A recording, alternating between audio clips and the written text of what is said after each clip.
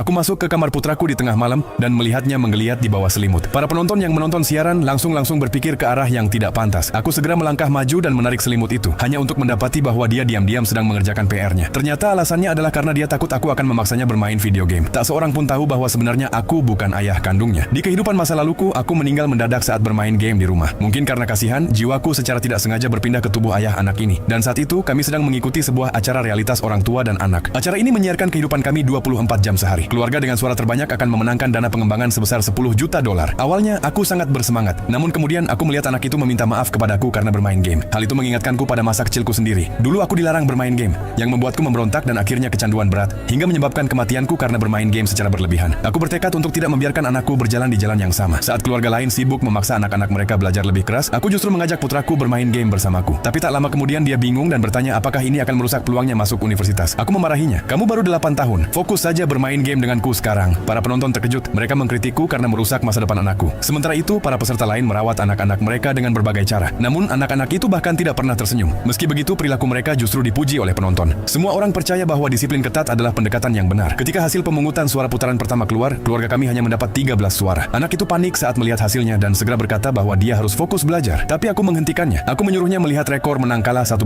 miliknya dan mengingatkannya bahwa menaikkan peringkat adalah prioritas utamanya sekarang. Tak lama kemudian permainan dimulai. Setiap kali dia mati, aku menyuruhnya cepat-cepat membalas dendam untuk ayahnya. Ini membuat penonton tertawa. Rekan tim yang kamu lahirkan sendiri memang bisa diandalkan. Tak lama kemudian dia berkata bahwa dia lelah dan ingin mengerjakan PR. Tapi aku mengira dia hanya berpura-pura. Dia akhirnya tak tahan lagi dan berteriak padaku. Apa kamu dan ibu punya aku hanya untuk bermain game dengan kalian? Penonton tertawa terbahak-bahak. Seluruh acara menjadi kacau. Saat itu aku akhirnya sadar dari obsesiku. Aku menyadari bahwa aku tidak bisa memaksanya terlalu keras. Jadi aku mengubah pendekatanku dan berkata bahwa jika dia bermain denganku lagi besok, aku akan mengabulkan satu permintaannya. Matanya langsung berbinar. Dia berkata bahwa dia ingin pergi ke perpustakaan untuk belajar. Siaran langsung meledak. Aku setuju, tapi juga membuatnya berjanji untuk tidak terlalu terobsesi dengan belajar. Dia harus menyeimbangkannya dengan bermain game untuk bersenang-senang. Tak lama kemudian hasil pemungutan suara putaran kedua keluar. Kami meraih peringkat pertama dengan lebih dari 50.000 suara. Pendidikan sejati bukanlah tentang mengendalikan arah anak, melainkan berjalan di sampingnya saat dia menemukan sayapnya sendiri. Jika kamu menikmati ini, jangan lupa untuk berlangganan. Lain kali aku akan membawamu ke dunia yang lebih seru.